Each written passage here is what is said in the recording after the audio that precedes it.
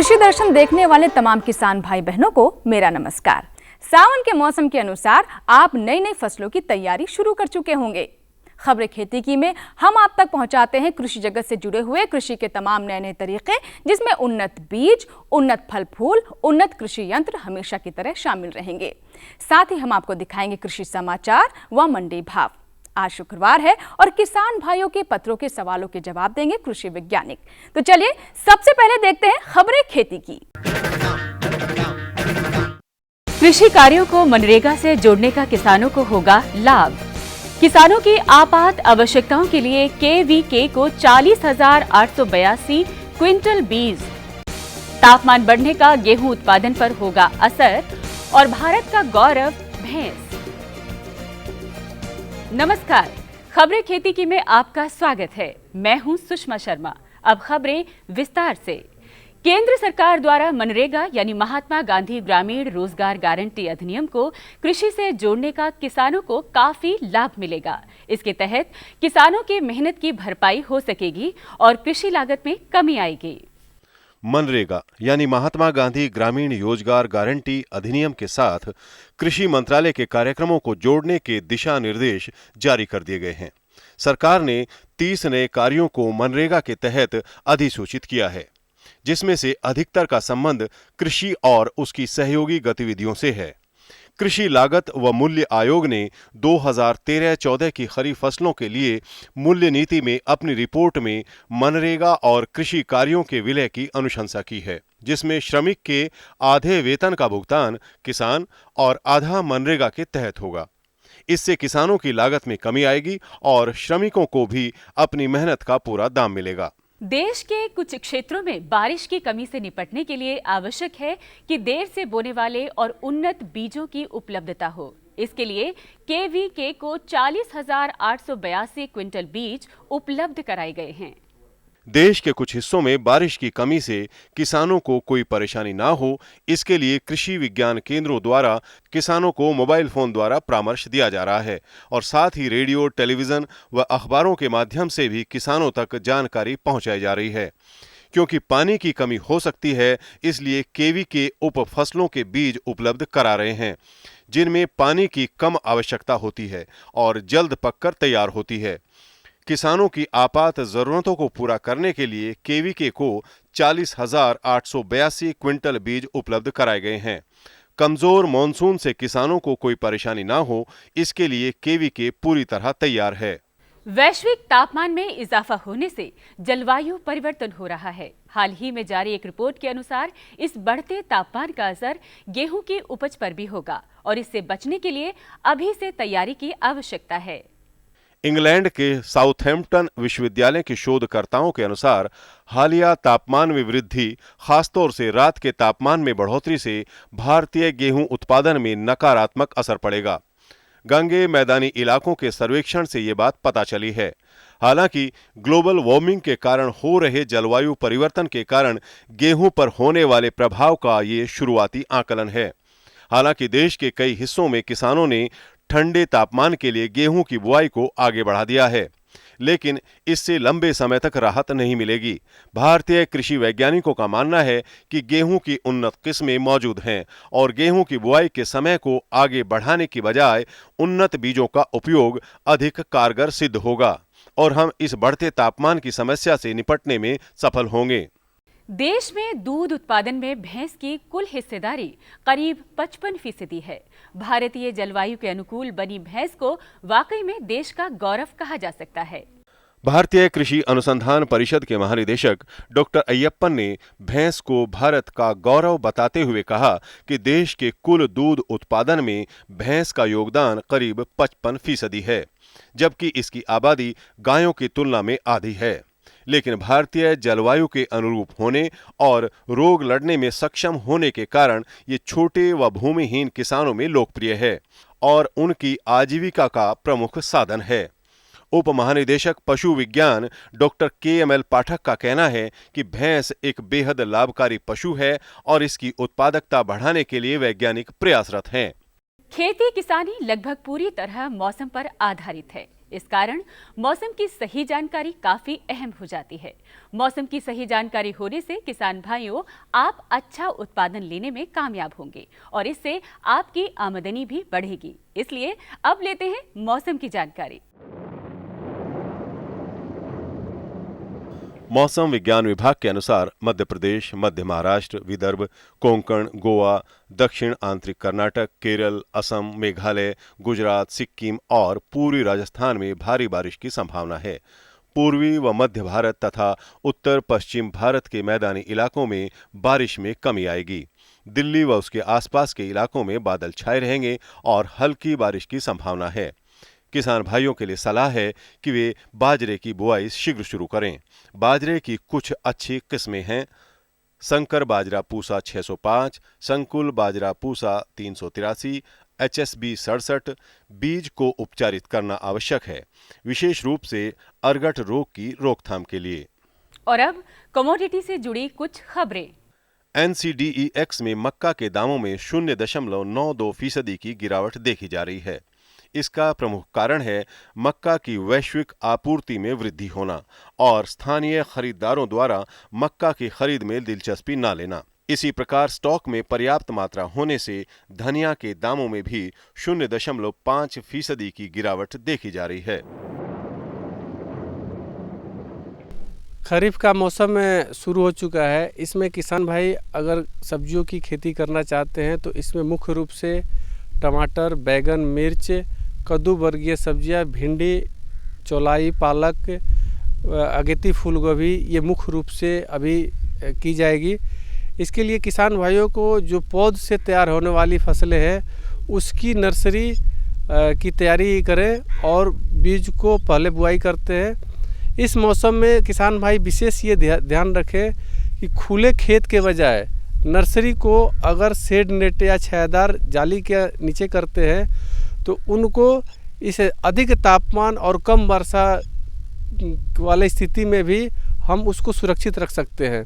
साथ ही साथ हम उसमें बराबर नमी बनाए रखें और फफूंदनाशी दवाओं का समय समय पर छिड़काव करेंगे तो ये नर्सरी आसानी से तैयार हो सकेगी। इसके अलावा सीधे बोई जाने वाली फसलों में जितनी भी कद्दू वर्गीय सब्जियां हैं, भिंडी है, लोबिया है, इनको हम अच्छी तरह से बीज उपचारित करके सीधी बुआई करें। किसान भाई इस मौसम में ये ध्यान रखें कि जो अल्प अवधि की किस्में हैं उनको इस मौसम में लें।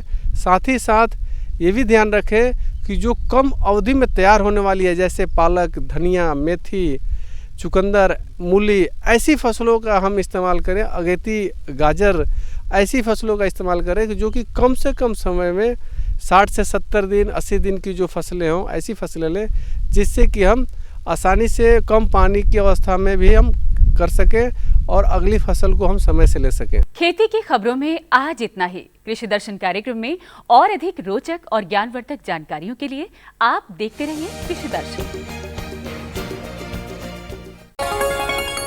ये लो और बताओ। बस। अरे ये क्या भैया जी, बस इतनी सी रासायनिक खाद? किसानी छोड़ रहे हो क्या? किसानी नहीं, नादानी छोड़ रहे हैं। मिट्टी की जांच कराई है। अब तो लालाजी जितनी जरूरत है उतने ही उर्वरक खेत में डालेंगे। हाँ, किसान भाई आज ही अपने जिले की नजदीकी भूमि परीक्षण प्रयोगशाला में मिट्टी की जांच जरूर करवाएं और मिट्टी में पोषक तत्व, नमी व पौधे के विकास को देखते हुए केवल जरूरत के अनुसार ही पोषक तत्व डालें। और हाँ, मिट्टी में गंधक, जस्ता, बोरोन जैसे सूक्ष्म पोषक तत्वों का पता लगाना भी न भूलें। उर्वरक और जैविक खाद के सही उपयोग से भूमि का उपजाऊपन बनाए रखें, उत्पादकता बढ़ाएं, खर्चा घटाएं और बहुमूल्य विदेशी मुद्रा बचाने में भी सहयोग दें। और हाँ, धीमी गति से नाइट्रोजन उपलब्ध कराने वाले उर्वरकों जैसे नीम लेपित यूरिया को प्राथमिकता दें और यूरिया का पत्तों पर छिड़काव करें। अरे वाह, तू तो सचमुच समझदार हो गया रे। अधिक जानकारी के लिए संपर्क करें जिला कृषि अधिकारी या किसान कॉल सेंटर।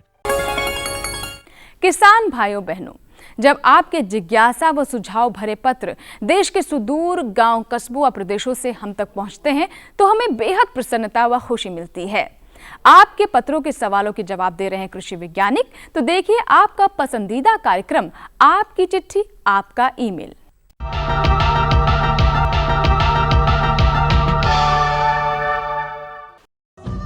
आज का हमारा चिट्ठी पत्री कार्यक्रम विशेष रूप से पशुपालन से जुड़ा हुआ है।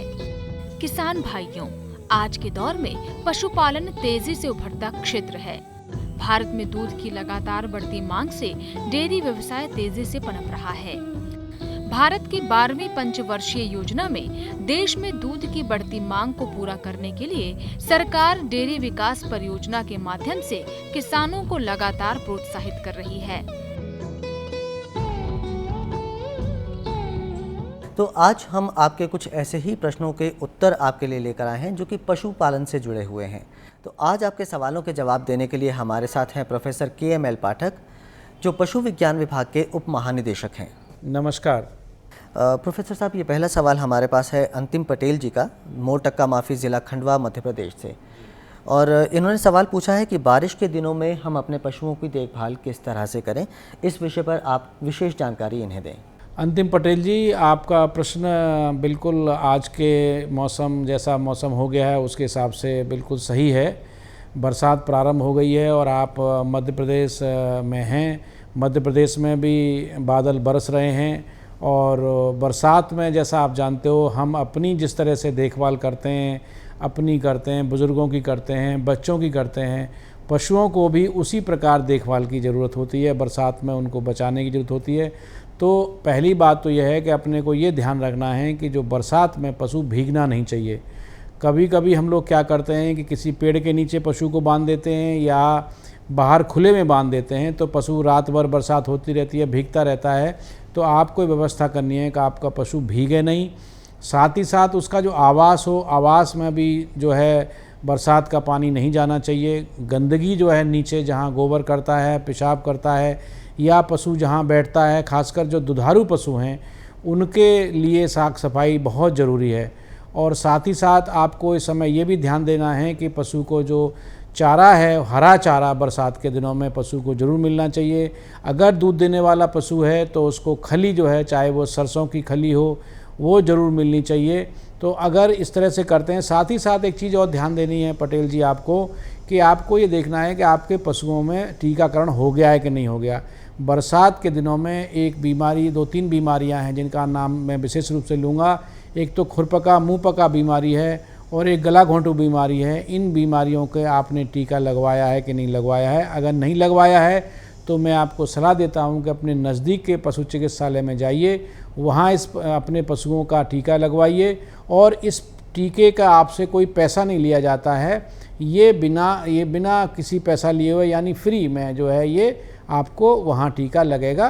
तो अगर इन चीज़ों का ध्यान रखते हैं, साथ ही साथ सफाई का ज़रूर ध्यान रखें। दूध निकालते समय भी बर्तन साफ़ हो, साथ ही साथ जो पशु का थन है उसमें गंदगी नहीं होनी चाहिए। कपड़े पहले उसको धोइए, पानी से धोइए, साथ ही साथ किसी साफ़ कपड़े से उसका थन धोइए। अगर इन चीज़ों का ध्यान रखेंगे तो ये व्यवसाय आपको बहुत फ़ायदे देगा। तो अंतिम पटेल जी, जिस तरह से प्रोफेसर साहब ने आपको बताया, अगर आप उन बातों का ध्यान रखेंगे तो बारिश के दिनों में आप अपने पशुओं की अच्छी देखभाल कर सकते हैं। प्रोफेसर साहब, अगला सवाल लेना चाहूँगा। अगला सवाल जो हमारे पास भेजा है ये सरोज कुमार नायक जी ने भेजा है, कटंगपाली ज़िला रायगढ़ छत्तीसगढ़ से। ये दुग्ध डेयरी खोलना चाहते हैं और ये जानना चाहते हैं कि अच्छी नस्ल की गाय और भैंस कहाँ से ख़रीदें और कौन सी नस्ल के पशु जो हैं इन्हें ख़रीदने चाहिए, इस बारे में जानना चाहते हैं। सरोज कुमार जी, ये बड़ा अच्छा व्यवसाय आपने चूज़ किया है, आपने सोचा है व्यवसाय करने के लिए। डेयरी पालन, डेयरी व्यवसाय जो है एक रोज़गार का बड़ा अच्छा साधन है।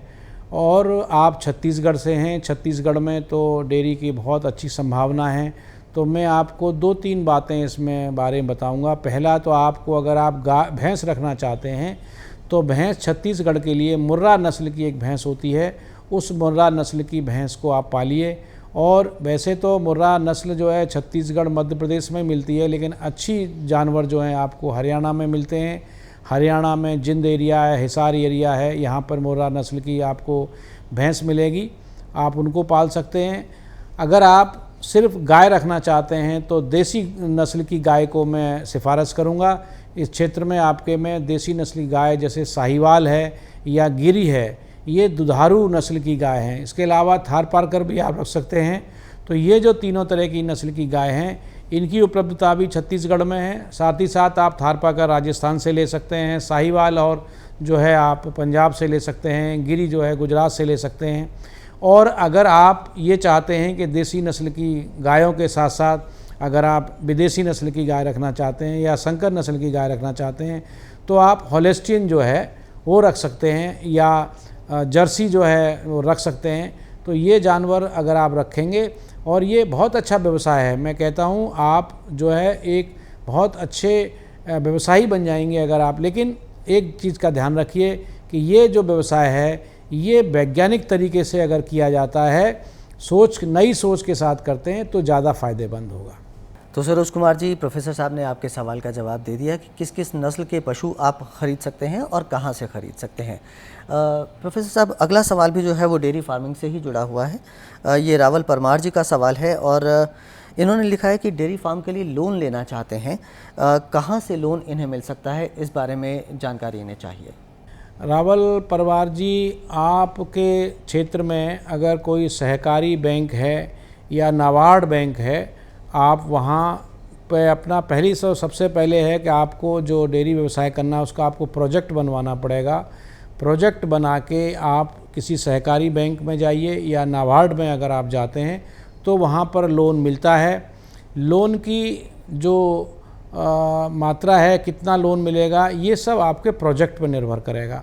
तो आप अपने नज़दीक के किसी सहकारिता के जो बैंक है वहाँ जाएं। साथ ही साथ मैं आपको सलाह दूंगा कि आप अपने नज़दीक का जो पशु चिकित्सालय है वहाँ जो पशुधन अधिकारी हैं उनसे भी इसके बारे में बात करें, वो आपको इस बारे में और ज़्यादा सलाह देंगे। क्योंकि आपने अपने पत्र में अपनी जगह का उल्लेख नहीं किया है कि आप कहाँ से हैं, तो मैं आपको सलाह दूंगा कि आप जहाँ के भी हैं वहाँ अपने नज़दीक के पशु चिकित्सालय में जा सकते हैं। अगर वहाँ कोई कृषि विज्ञान केंद्र है, कृषि विज्ञान केंद्र पर भी जा सकते हैं और कृषि विज्ञान केंद्र भी आपकी समस्या को समाधान दे सकते हैं। प्रोफेसर साहब, अगला पत्र जो है मेरे पास ये बोधराम पटेल जी का है, ग्राम डूमर सिंहा, बड़े नवापारा, छत्तीसगढ़ से। और इनका जो सवाल है ये कहते हैं कि इनके पास 2 जर्सी गाय हैं और एक रेड सिंधी गाय है और अपने इस व्यवसाय को, पशुपालन के व्यवसाय को आगे बढ़ाना चाहते हैं या पशु डेयरी फार्म करना चाहते हैं। तो ये जानना चाहते हैं कि क्या इन्हें बैंक से कोई वित्तीय सहायता मिल सकती है और किस तरह से मिल सकती है। बोधराम पटेल जी, आपने ये कहा है कि आपके पास पहले से ही कुछ गाय हैं जो हैं, तो इसमें तो आपको कोई लोन या सहायता आपको नहीं मिलेगी। हाँ, ये हो सकता है कि आप एक प्रोजेक्ट बनवाएं कि आप 50 या 100 गायों का ये एक डेयरी करना चाहते हैं और उस प्रोजेक्ट के आधार पर आपको लोन की सुविधा सहकारी जो बैंक होती हैं, कोऑपरेटिव बैंक जिनको बोलते हैं, या नाबार्ड बैंक होती हैं, आप छत्तीसगढ़ से हैं, आपके क्षेत्र में।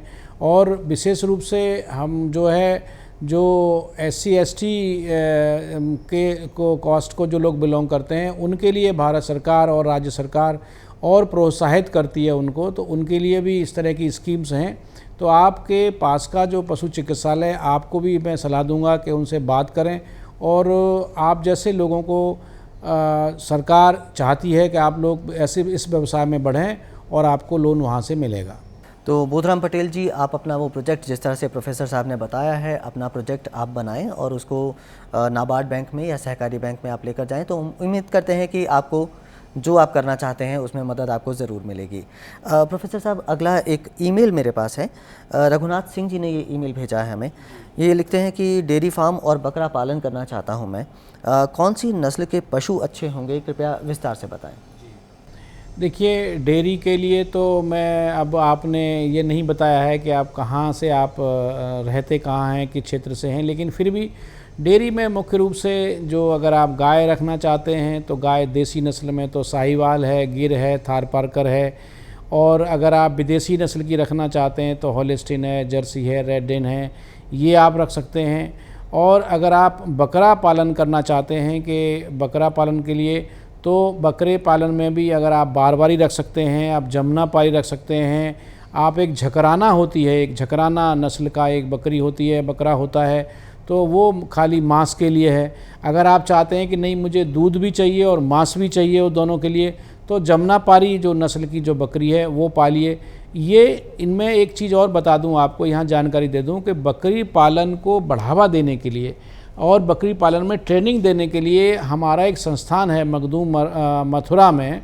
ये मथुरा से करीब 15-20 किलोमीटर दूरी पे एक फराहा एक जगह है, वहाँ हमारा फार्म है। आप वहाँ पर इस पे ट्रेनिंग भी ले सकते हैं। साथ ही साथ वहाँ पे आपको वैज्ञानिक तरीके से बकरी पालन की ट्रेनिंग दी जाएगी और इस ट्रेनिंग का भी आपसे कोई पैसा नहीं लिया जाता है। हम जो है क्या करते हैं इसमें कि आपको वही कृषि विज्ञान केंद्र या साथ में जो पशु चिकित्सालय हैं उनके माध्यम से आप आइए और आपको ट्रेनिंग देंगे। तो ये अगर आप करेंगे, ट्रेनिंग करके वैज्ञानिक तरीके से अपनाएंगे, तो ये व्यवसाय, दोनों ही व्यवसाय आपको बहुत लाभप्रद होंगे। तो रघुनाथ जी, आपने अपनी जगह हालांकि नहीं हमें बताई थी, लेकिन अगर आप मथुरा के आसपास रहते हैं तो आप वहां पर जा सकते हैं और ये ट्रेनिंग हासिल करके अपना व्यवसाय को और अच्छी तरह से चला सकते हैं। प्रोफेसर साहब, एक और ख़त है मेरे पास। ये मेघा जी ने लिखा है, ज़िला बुलंदशहर यूपी से।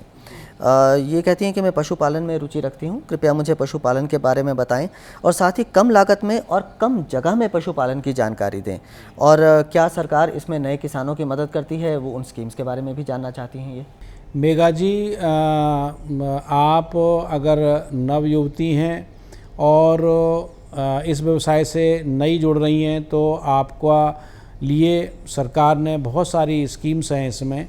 पहली बात तो यह है कि डेयरी व्यवसाय अगर आप करें तो डेयरी व्यवसाय में आप, जहाँ से आपने लिखा है कि मैं बुलंदशहर में रहती हूँ, तो बुलंदशहर क्षेत्र ऐसा है जहाँ डेयरी व्यवसाय की बहुत संभावनाएं, बहुत ज़्यादा जो है अपॉर्चुनिटीज़ हैं उसमें। डेयरी व्यवसाय के लिए आप गाय रख सकती हैं, भैंस रख सकते हैं और इसके लिए एक बढ़िया अच्छा सा प्रोजेक्ट बनवाइए। जो हमारे जो सरकार की जो स्कीम्स होती हैं वो डायरेक्ट आपको पैसा नहीं देती हैं, लेकिन जो नाबार्ड बैंक है या कोऑपरेटिव बैंक्स हैं, इन बैंक के माध्यम से आपको मिलता है। तो मेघा जी, हम उम्मीद करते हैं कि जो जानकारी आप चाहती थी वो आपको ज़रूर मिल गई होगी। तो प्रोफेसर साहब, इसी के साथ आपका बहुत बहुत धन्यवाद हमारे सभी दर्शकों के सवालों का जवाब देने के लिए। तो दर्शकों, हम उम्मीद करते हैं कि आपको अपने सवालों के जवाब ज़रूर मिले होंगे और आप उनसे लाभ भी उठाएंगे। आप अपने कुछ भी सवाल अगर हमें भेजना चाहते हैं तो उनका स्वागत है। आप हमें ईमेल कर सकते हैं। हमारा ईमेल आईडी है krishidarshandd@gmail.com। किसान भाइयों, आशा है आप इससे संतुष्ट होंगे और सुझावों पर अमल करके अपने पशुपालन व डेयरी व्यवसाय को बढ़ाएंगे।